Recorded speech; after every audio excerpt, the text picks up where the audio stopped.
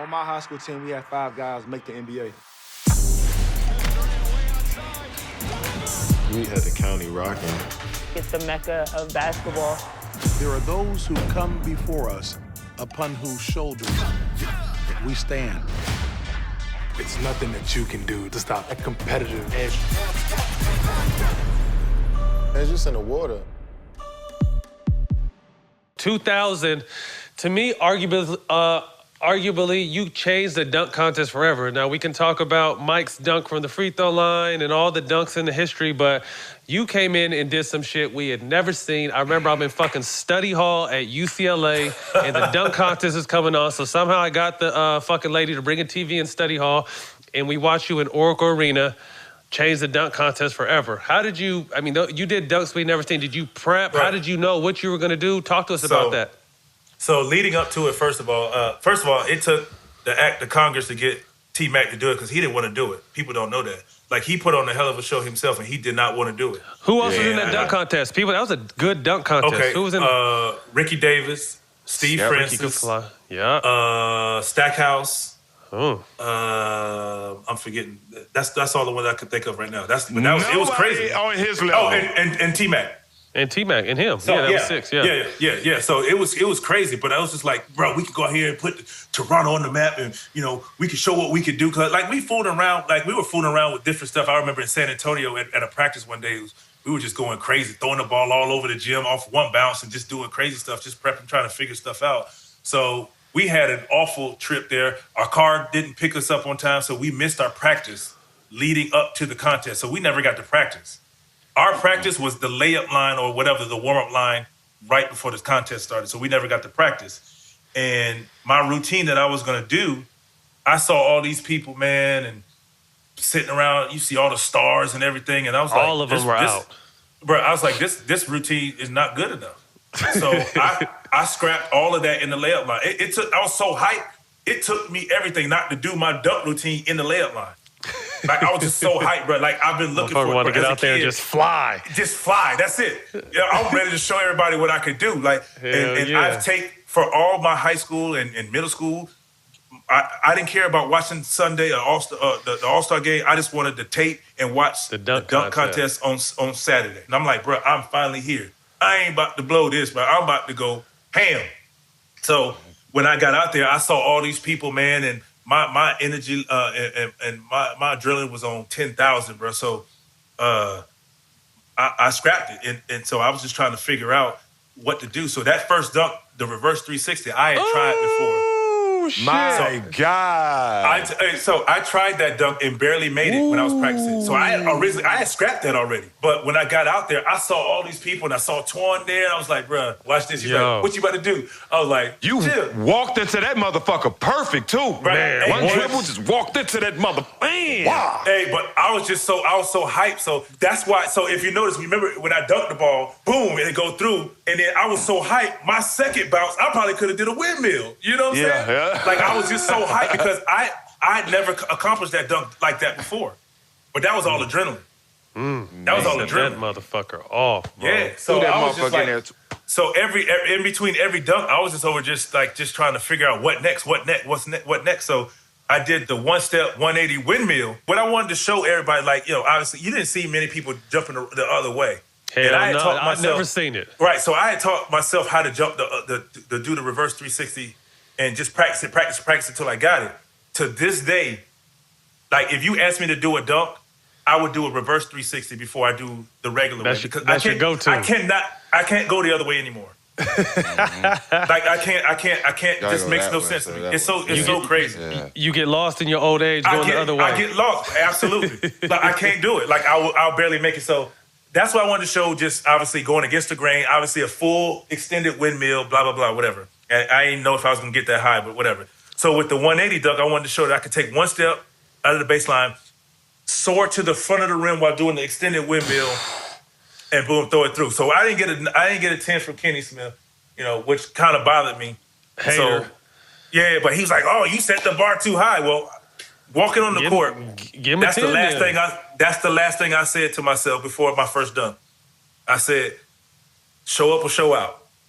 Got to. And that used to be our terminology in the band before, obviously in the South, the band is huge. So we going to show up and show out. So I was like, this is my chance to show the world my imagination and what I be thinking about in my head when it comes to dunking. Now, to talk about that dunk contest and then to think it was 20 years ago, how does that make you feel? That shit was 20 years ago, bro.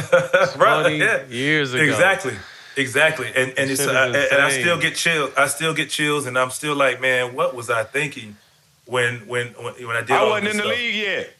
Nah, that's crazy. Some of his teammates weren't even born yet, bro. Some of his teammates weren't even born yet. Think about that. Yeah.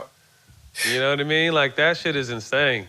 So it's just funny to kind of hear and see it, and to think of all what transpired, and think once Kenny gave me that 9, I was like, okay, all right, I got to step this up a little bit, huh? Okay, I got to get a 10. I didn't want the competition to be close, but that's why I wanted T-Mac in there, because I knew he would push me to do it, because he had, like, his dunks were crazy. Stupid bounce. And that's what pushed me to the next level. Then seeing what Steve Francis did, like, we forget about what Steve Francis was doing out there. He killing. Hey, do y'all remember anything that Ricky Davis did? Didn't he go between the legs? And he did the backwards jump.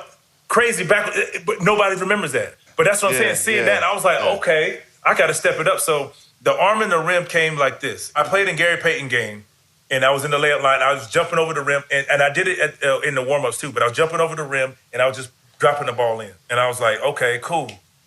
I'm going to do that, but I got to add something to it, so I'm going to just try to hang. I ain't never done that before. But I didn't know how to do it. I didn't know how to bicep and noise.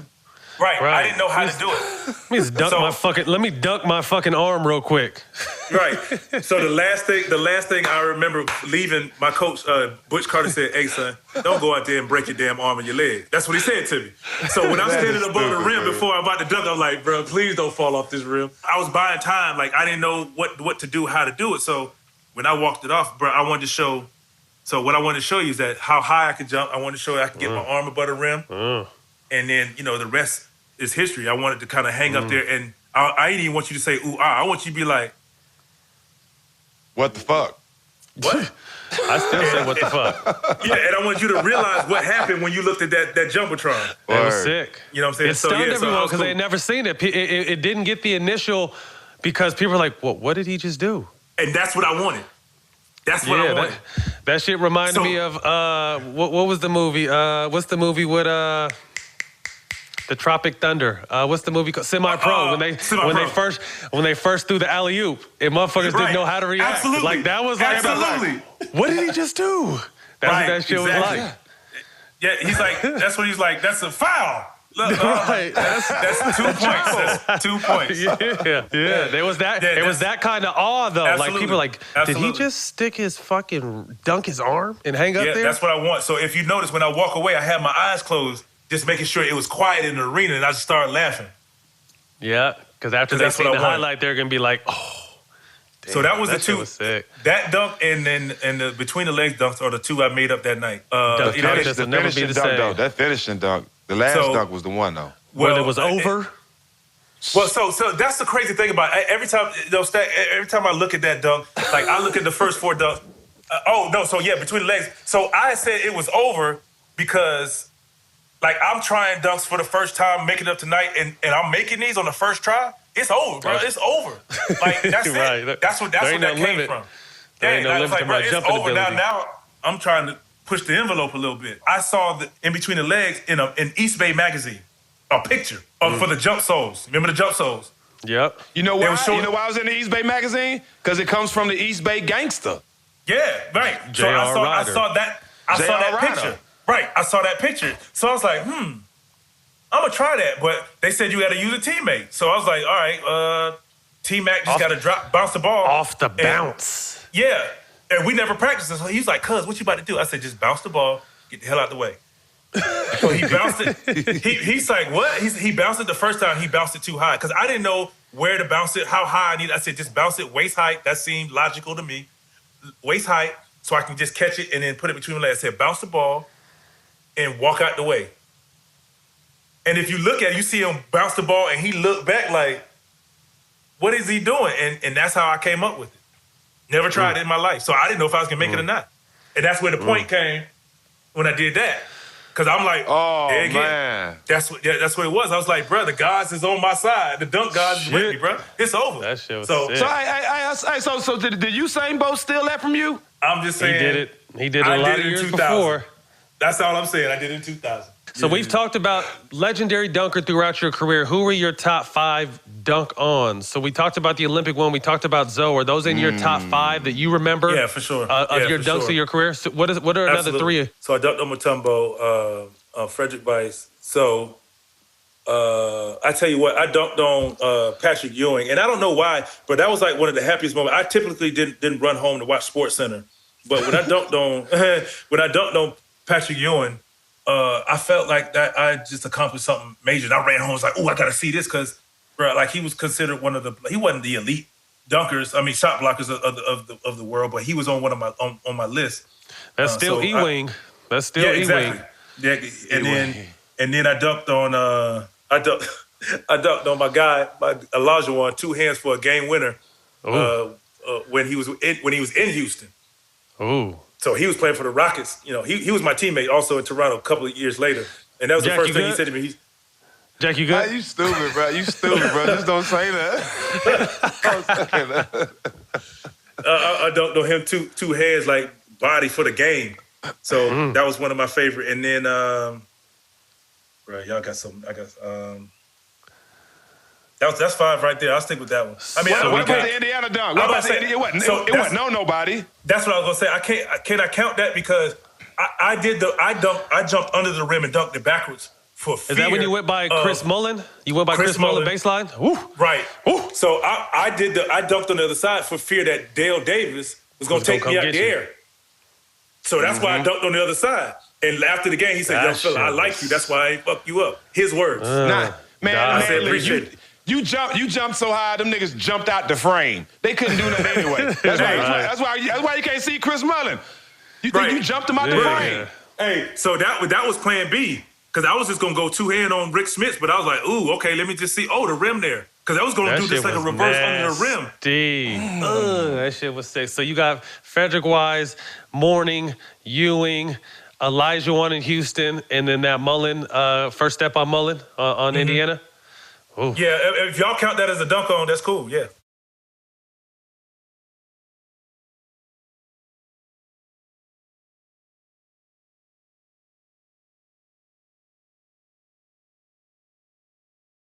There's something about how this place forms a different kind of person.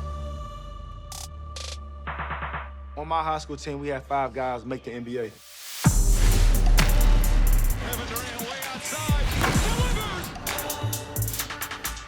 We had the county rocking. You mentioned Prince George's County. People know what it's about. It's the mecca of basketball. There are those who come before us upon whose shoulders we stand. Being from this area, you have to have tough skin. The gym became his sanctuary. PG County guys provide buckets for America. Prince George packs a lot of power, a lot of character. It's nothing that you can do to stop a competitive edge. We're pushing the community and the culture forward. It's just in the water. This life was all I ever wanted. I'm not leaving. Not yet. I was hoping you'd say that. We gotta hit the streets, make some money. People like us must destroy people like him. Buckle up.